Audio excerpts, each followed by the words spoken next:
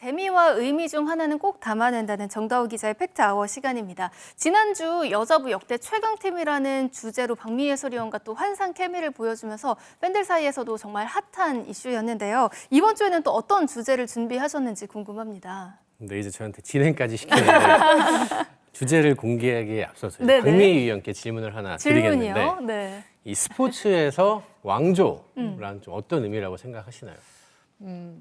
장기 집권? 장기 집권. 어떤 분야에서든 장기 집권이 있잖아요. 근데 네. 저 개인적으로는 스포츠에서는 장기 집권은 크게 그렇게 바람직하지는 않은 것 같습니다. 네. 네. 말씀하신 대로 이제 장기 집권이라고 할 수 있는데 이제 네. 사실 이 왕조라는 개념 안에는 이 세습의 개념이 들어 있습니다. 네. 그래서 이 가족이 오랫동안 이제 집권을 할 때 이제 왕조라고 할 수가 있는데 뭐 스포츠에서는 정말 느슨하게 보면 한 2시즌 정도. 좀 기본적으로는 한 3시즌 정도는 연속으로 우승을 해줘야 네. 왕조를 구축했다. 이렇게 좀 표현을 할 수가 있을 것 같은데요. 사실 뭐 남자부 같은 경우는 우리가 흔히 떠올리는 왕조가 있습니다. 하지만 여자부는 딱히 없거든요. 그렇죠, 그렇죠. 그래서 오늘은 왜 여자부에는 왕조가 없을까라는 주제로 이야기를 좀 해보려고 합니다. 네. 일단 남자부를 살펴보면 가장 먼저 생각나는 왕조는 삼성화재. 그죠? 네. 삼성화재, 삼성 왕조라고 할 수 있는데요. 7회 연속 챔프전 야. 우승 기록을 보유하고 있고요. 이 과정에서 통합 우승도 5번이나 달성을 했습니다. 그리고 최근에는 이제 대한항공을 꼽을 수 있겠죠. 항공 왕조라고 하는데요. 2021 시즌부터 4회 연속 통합 우승, 정규리그 1위, 챔피언 결정전 우승. 대한항공이 대표적이고 조금 더 느슨한 기준으로 뽑아보면 2005, 2006, 2006, 2007 시즌까지 2시즌 연속 챔프전 우승을 달성한 현대캐피탈. 또 현대캐피탈의 경우는 아무래도 이 삼성화재와 굉장히 타이트하게 대등하게 싸웠던 경험이 있기 때문에 또 강력한 팀이라는 이미지가 있잖아요. 네. 그래서 그 정도까지 이제 생각을 해볼 수 있을 것 같은데 여자부 같은 경우는 저희가 이제 지난주에도 이야기를 했지만 이제 0506, 0607 시즌 흥국생명 이후로는 연속 이제 통합 우승을 한 팀이 없단 말이에요. 그러니까 뭐 정규리그 1위 연속한 팀들 현대건설, 뭐 기업은행 있는데 챔프전에서 연속 우승한 팀은 없단 말이죠. 그러니까 쉽게 말하면 여자부에는 왕조가 없다라는 표현, 이렇게 단언을 할 수 있을 것 같습니다. 이렇게 또 정다우 기자가 설명을 해주시니까 또 새롭게 흥미롭게 좀 들리기는 하는 것 같은데요. 근데 남자는 있고 여자는 없다, 뭐 이게 끝은 아닐 테니까 그렇다면 그 이유가 궁금해지는데요. 일단은 기본적으로 이제 경제학 관점에서 보면 조금 알 수가 있습니다. 남자부 같은 경우는 이제 올해 기준인데요. 이제 연봉을 살펴보면 이제 가장 많이 쓰는 대한항공 보시는 대로 51억이고요. 그 뒤로 이제 KB, 현대, OK 이렇게 좀 비슷하게 팀들이 갑니다. 그리고 마지막에 삼성화재가 26억. 그러니까 대한항공과 삼성화재 차이가 거의 2배가 난단 말이죠. 네. 근데 이게 한 시즌이기 때문에 만약에 2시즌이면 50억 차이고 4시즌이 되면 100억 차이가 난단 말이죠. 그렇죠. 그 장기적인 관점에서 봤을 때는 수십억 원의 차이가 나기 때문에 이 경제학 관점에서 전력 차이가 날 수밖에 없다. 이 돈을 허투루 쓰는 게 아니잖아요. 그럼요. 실력이 있는 선수를 데려오기 때문에 돈을 많이 쓰는 건데 그렇기 때문에 결국에는 성적에서 차이가 날 수밖에 없고 실제로 지금 이 대한항공, KB, 현대캐피탈 이 상위 세 팀이 지금 1, 2, 3위를 하고 있죠. 그렇죠. 반면에 이제 삼성화재는 가장 적게 쓰기 때문에 최근 몇 년 동안 늘 하위권에 있고요. 굉장히 자연스러운 관점에서 볼 수 있는데 반면에 여자부를 살펴보면요. 대동소이합니다. 가장 많이 쓴 뭐 한국도로공사, 현대건설, 흥국생명, 기업은행, 뭐 페퍼저축은행 그리고 정관장까지는 거의 비슷하고요. 네.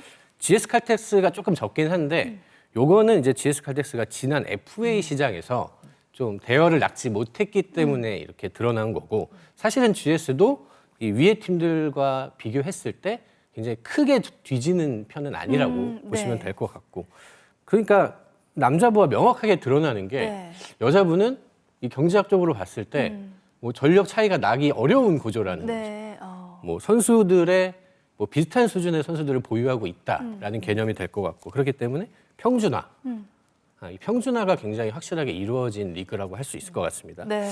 그래서 이제 매 시즌 어떤 외국인 선수를 데려오느냐, 그리고 또 FA 시장에서 얼마나 효과적으로 선수를 영입하느냐에 따라서 이제 매 시즌 편차가 크고 이번 시즌 잘했다가 뭐 다음 시즌 못했다가 이렇게 이제 롤러코스터를 타게 된다는 거죠. 네, 이렇게 뭐 연봉만 봤을 때는 남자부처럼 2배 정도 차이가 난다. 이 정도의 차이를 체감할 수 없을 정도니까 그야말로 대동소이하다고 할 수 있겠습니다. 그만큼 남자부와 여자부의 차이, 쓰는 돈의 차이가 다르다. 이런 부분을 짚어주신 건데 그렇다면 또 박미 해설위원은 이런 경제적 관점에서의 이유에 대해서 좀 어떻게 생각하시는지도 궁금한데요. 이제 매 시즌이 끝나면 감독들은 선수를 어떻게 구성할 건지를 생각을 하잖아요. 네. 그러면 이제 가장 좋은 거는 FA 선수, 그러니까 에이스 선수를 잡아오는 거고, 네. 그 다음에 거기다가 외국인 선수, 좋은 선수 하는 건데, 역시 이 GS 칼텍스도 에이스를 놓쳤기 때문에 지금 이렇게 된 거잖아요. 적게 쓴 거죠. 네, 네. 적게 된 거죠. 그래서 특히 여자 팀은 에이스 한 명 있느냐 없느냐에 따라서 너무 많이 차이 날 수밖에 없어요. 네. 왜냐하면 그 과정이 다르잖아요. 남자하고는 뭐 학교, 대학교까지 뭐 군대까지 보면은 운동하는 기간이 그만큼 짧기 때문에 에이스 하나 만들어내니까 짧단 말이에요. 네. 그래서 아마 그 팀마다 에이스 한 명이냐 두 명이냐에 따라서 그만큼 경기는 차이가 나는 거죠. 네, 그러니까 에이스, 소위 말하는 잘하는 선수, 다시 말하면 이제 비싼 선수가 네, 비싼 될 텐데 그렇기 때문에 이렇게 돈을 쓰는 차이에 따라서 뭐 남자분은 차이가 큰 만큼 이렇게 왕조가 계속해서 구축이 되고 여자분은 차이가 적은 만큼 이제 그 해마다 좀 어떤 변수가 작용하게 될지 모른다는 이런 해석 하나를 저희가 또 짚어볼 수 있었습니다. 근데 이유가 또 이게 전부는 아닐 것 같아요. 근데 아까 말씀드린 대로 이제 왕조의 기본 요건은 이제 오래 가야 된다. 오래 가야죠. 장기간 몇 네. 년간 가야 된다. 이제 지속성의 문제인데요. 일단 그 지속성의 관점에서 봤을 때 이제 두 가지의 요인이 있는 것 같습니다. 일단 이제 외국인 선수 라인업을 좀 봐야 될 것 같아요. 그 남자부 같은 경우는 이 100경기 이상 뛴 선수들이 굉장히 많습니다. 그래서 오랫동안 뛰면서 이 왕조 시대를 이끌었던 선수들이 있죠. 뭐 가빈이라든지 뭐 지금도 있지만 뭐 레오라든지 실제로 뭐 레오 같은 경우는 뭐 222경기를 벌써 뛰고 있고 그러면서 뭐 팀의 좋은 성적을 계속해서 이끌었고요. 뭐 여자부 같은 경우는 살펴보면 이제 100경기 이상 뛴 선수가 이제 모마 한 명입니다. 이제 거의 없어요. 그래서 네. 굉장히 잘했던 뭐 몬타뇨라든지 뭐 베띠라든지 이런 선수들도 잠깐 뛰고 그냥 가기 때문에 그 팀들에 있어서 지속성을 주기가 굉장히 어려운 거거든요. 근데 사실 이 배구, 특히 V리그에서는 외국인 선수의 비중이 굉장히 크단 말이죠. 네. 근데 이 선수들이 이제 단기간에 떠나버리면 그 팀이 이제 원했던 그 오랫동안 좋은 전력을 유지하는 게 굉장히 어려운데 그러면 이제 국내 선수들로만 이제 왕조를 꾸릴 수 있느냐? 그건 쉽지 않다 이거죠. 뭐 예를 들어서 김연경 선수가 계속해서 흥국생명에서 뛰었다면 아마도 그 흥국생명이 영광의 시대를 조금 더 오래 갔을 텐데 이 김연경 선수는 외국에 다녀왔고 하지만 그 김연경 선수에 필적할 만한 압도적인 국내 선수는 없었잖아요. 그래서 선수들의 기량이 뭐 크게 차이가 나지 않기 때문에 특히 한 특정 팀에서 독주하기가 그러니까 왕조를 만들기가 좀 어려운 구조다 이렇게 보시면 될 것 같습니다. 네, 이렇게 말씀 주신 장수 외국인 선수 부재 문제 사실 뭐 최근에 있었던 좀 제도의 변화도 또 큰 영향을 미쳤을 거라는 생각도 해보는데 이 부분에 대한 또 박미 해설위원의 생각은 어떻습니까? 지금 모만 선수가 4시즌 만에 지금 가장 많은 경기를 뛰었고 네. 그 나머지 선수들은 이제 자유계약 선수들이잖아요. 이 그렇죠. 선수들은 자유계약 선수들은 사실 정말 몸값이 사실 그때 당시만 해도 좀 비쌌어요. 그러면 이 선수들이 똑같은 돈을 받고 한국에서 몰빵이라는 말이 나왔잖아요. 네. 네. 뭐 나쁜 말일 수도 있겠지만은 그만큼 많이 뭐 점유율이 높거나 혼자 많이 경기하는 걸 이야기하는데 그렇게 경기를 하고 싶지 않은 거죠. 일단은. 하지만 네. 환경은 너무 좋아요. 그래서 내가 한 시즌, 2시즌까지는 괜찮은데 그 다음 시즌은 그냥 다른 데로 튀고 싶은 거예요. 사실 더 큰 뭐 시장으로 가고 싶은 거죠. 그래서 그런 거고 그리고 본인들이 이 자유계약 선수 하는 선수들은 한국 그러니까 수준에 내가 여기서 뛸 필요가 없다고 생각하는 거예요. 본인들이 잘하는 선수들끼리 하고 싶은 거죠. 그래 떠난 거고 트라이아웃 때는 사실 이제 대학교를 졸업하고 얼마 안 있어서 오는 거니까 이들이 성장하기 가장 좋은 시기에 오는 거예요. 그러면 한국 와서 한국처럼 그렇게 훈련 많이 하고 경기 때 볼 많이 때리고 이렇게 되면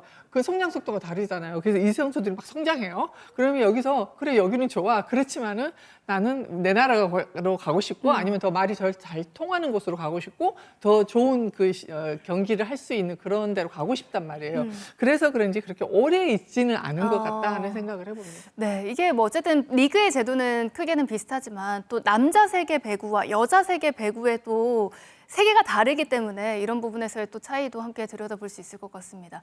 정다우 기자가 또 경제적인 관점에 있어서 한 가지 요인 외국인 선수 꼽아주셨고 두 가지 있다고 말씀을 해주셨거든요.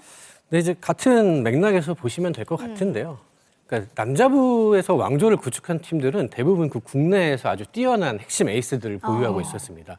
뭐 삼성화재 박철우 선수라든지 물론 나중에 이적을 하긴 했지만 삼성에서 굉장히 좋은 시기를 보내면서 그럼요. 팀을 이끌었고 네. 또 대한항공은 한수 선수, 정시석, 곽승석 이런 선수들이 또 영광의 시대를 중심을 바치고 있었고 뭐 현대캐피탈도 문성민, 뭐 신영석 이런 선수들이 프랜차이즈 스타로 활약을 했죠. 물론 신영 선수는 이제 이적을 했지만 근데 반면에 이제 여자부는 상대적으로 FA 이동이 좀 일어나는 편인 것 같습니다. 네. 이제 뭐 양효진 선수 정도를 제외하면 이제 뭐 진짜 원클럽맨으로서 이제 굉장히 그 전성기를 보낸 선수들이 많지 않고 뭐 사례를 살펴보면 이제 한송희 선수가 뭐 도로공사, 흥국, GS 정관장 아주 많이 거쳤고 뭐 임명옥 선수도 인삼공사, 도로공사, 황현주 선수도 흥국, 뭐 현대에서 오래 뛰긴 했지만 어쨌든 이적을 했고요.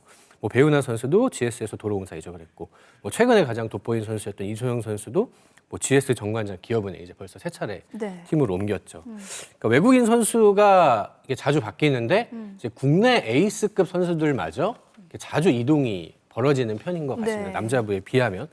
그렇기 때문에 일관성 있는 경기력, 조직력 이제 그런 것들을 만들기에는 또 어려움이 있고 자연스럽게 우승을 했던 팀들도 다음 시즌에는 조금 순위가 내려가고 떨어지고 사실 뭐 현대건설도 물론 아직 뭐 희망이 끝난 건 아니지만 네. 이번 시즌도 굉장히 어려움을 겪고 있잖아요. 이 흥국생명과의 경쟁에서 조금 밀려나고 있고 그러니까 이런 것들을 봤을 때 뭐 앞에서 말한 이런 세 가지 정도의 요인에 의해서 여자부에서는 왕조가 만들어지기 어렵다 뭐 이런 결론을 내릴 수 있을 것 같습니다. 네, 뭐 이런 이야기들도 함께 종합해 봤을 때 뭐 덕분에 이렇게 경제적인 관점에서 그런 돈의 비용의 연봉의 규모도 큰 차이가 나지 않는 거겠죠. 이렇게 세 가지 이유를 들어봤습니다. 뭐 경제적인 요인, 여기에 장수 외국인 선수 프랜차이즈 스타 세 가지 요인을 좀 크게는 짚어볼 수 있었는데 이 밖에도 이 왕조가 좀 나오기 쉽지 않은 이유 좀 더 있을까요?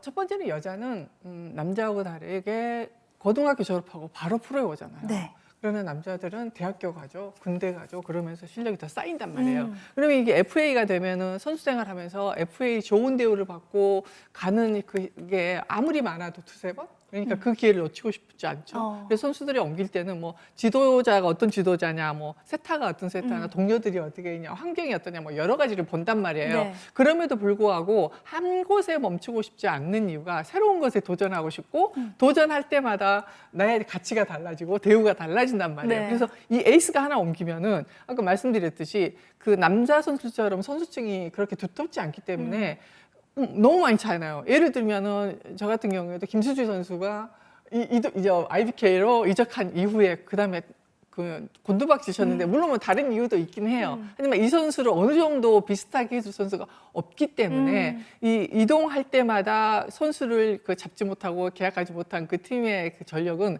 아무래도 좀 떨어질 수밖에 없기 때문에 남자보다는 여자, 그러니까 선수층에서 좀 차이가 네네. 나지 않을까 하는 생각을 해봅니다. 네, 좀 여러 가지 요인을 짚어보니까 더 흥미롭게 들리는 이 여자 배구 또 왕조의 세계였습니다. 그만큼 더 찾아보기 힘든데요. 그렇기 때문에 더 의미가 깊어지겠죠. 일단 최근 그리고 이제는 아직은 좀 없는 상태지만 앞으로 또 여자 배구의 또 왕조의 시대가 또 새롭게 열리게 된다면 그거는 또 더 큰 의미를 갖게 되지 않을까 싶습니다. 이렇게 매주 의미와 재미가 더해지는 정다워 기자의 팩트아워 시간이었고요. 다음 이 시간도 기대를 부탁드립니다.